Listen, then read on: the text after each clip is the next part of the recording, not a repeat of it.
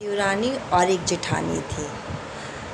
जेठानी हमेशा देवरानी को तंग किया करती थी, जिससे देवरानी हमेशा परेशान रहती थी और सोचती थी कि काश मैं भी ऐसा कुछ करती जिससे जेठानी परेशान होती।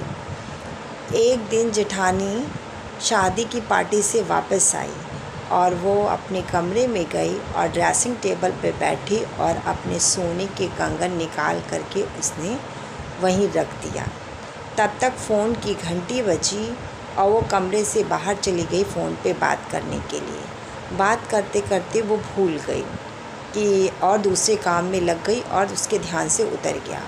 और इधर देवरानी कमरे में गई तो उसने ड्रेसिंग टेबल पर सोने के कंगन देखे तो वो सोचने लगी कि मैं इसे उठा लेती हूँ और अपने पास रख लूँगी।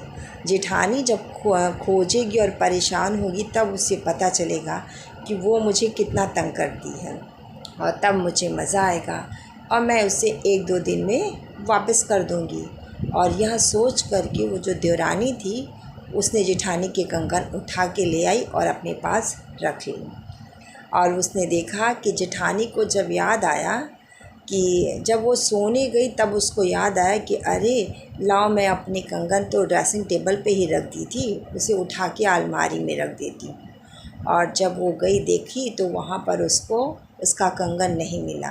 तो वो परेशान इधर उधर करके वो पूरा घर छान डाली कि मैंने तो कंगन इसी ड्रेसिंग टेबल पे रखे थे और मेरा कंगन कहाँ गया। और इस तरह से वो परेशान होने लगी। वो जितना परेशान होती, दुखी होती, देवरानी उतनी ही खुश होती।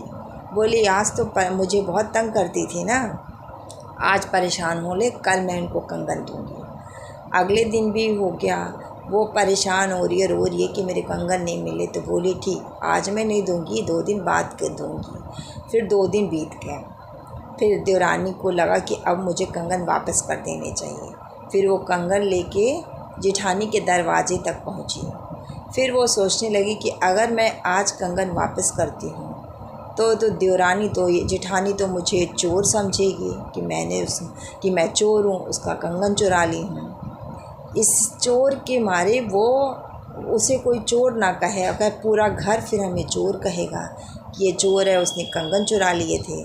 तो इसलिए वो कंगन वापस लेकर के अपने रूम में चली आई और रख दी। और सोचने लगी अब मैं क्या करूं, दूंगी तो चोर कहलाऊंगी। और मेरा इरादा उनको तंग करने का बस था, चोरी का इरादा नहीं था। करते करते 2 साल बीत गया। फिर लेकिन देवरानी के मन में ये बात बहुत चल रही थी कि ये मैंने गलत किया है उसका कंगन चुरा करके। फिर वो सत्संग जाना शुरू कर दी।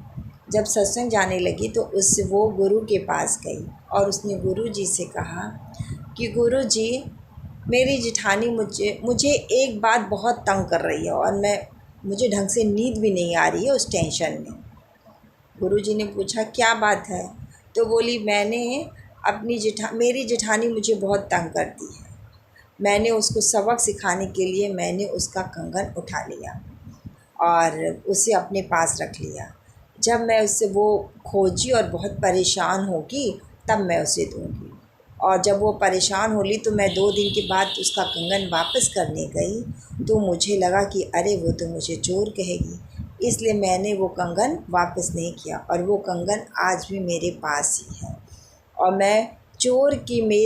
मैंने अपने पति को भी नहीं बताई है ये बात, क्योंकि मैं उनको बताऊंगी तो वो भी मुझे चोर समझेंगे। और मैंने घर में किसी को नहीं बताई है, अगर मैं बता दी तो सब मुझे चोर कहेंगे। लेकिन मुझे वो कंगन रखते भी नहीं बन रहा है और कहते भी नहीं बन रहा है। अब मैं क्या करूं? और मुझे बहुत दुख हो रहा है इस बात का कि मैंने ये क्या किया है। तो गुरु जी ने कहा कि तुम परेशान मत हो, तुम सीधे घर जाओ। घर जा कर के जेठानी को सारी बात बताना और बताना कि हमारा इरादा चोरी का नहीं था, बल्कि आपको सबक सिखाने का था, आपको तंग करने का था। और पूरी बात उनको समझाना और बताना और बता करके उनका कंगन वापस कर देना। तो उसने कहा गुरु जी, पर वो तो मुझे चोर समझेंगी। तो उन्होंने कहा तुमने चोरी की है तो चोर तो कहीं जाओगी तुम, लेकिन इस बात से नहीं तो तुमको जीवन भर इस बात की शांति नहीं मिलेगी। फिर वो अपने घर गई और उसने अपनी जेठानी को सारी बात बताई कि आप मुझे बहुत तंग करती थी और मैं उसका सबक सिखाने के लिए मैंने आपका कंगन उठा लिया और 2 दिन बाद आपको वापस करने गई तो मुझे डर लग रहा था कि आप मुझे चोर कहेंगी, इसलिए मैंने आपको वो कंगन वापस नहीं की। तो उसने कहा पहले हमको बात बताओ, तुमको ये बात किसने कही है मुझे कंगन वापस करने की? तब उसने कहा कि मेरे गुरुजी ने कहा है कंगन वापस करने के लिए। तो उन्होंने कहा मैं 2 साल हो गए मेरे इस कंगन को गायब हुए, तो मैंने इसकी आस छोड़ दी थी, पर तुम्हारे गुरुजी की वजह से मेरा कंगन वापस मिला है, तो आज से मैं भी तुम्हारे साथ सत्संग चलूँगी और गुरु के पास जाऊँगी। अगर आपको मेरी कहानी पसंद आए तो लाइक करें, सब्सक्राइब करें और शेयर करें।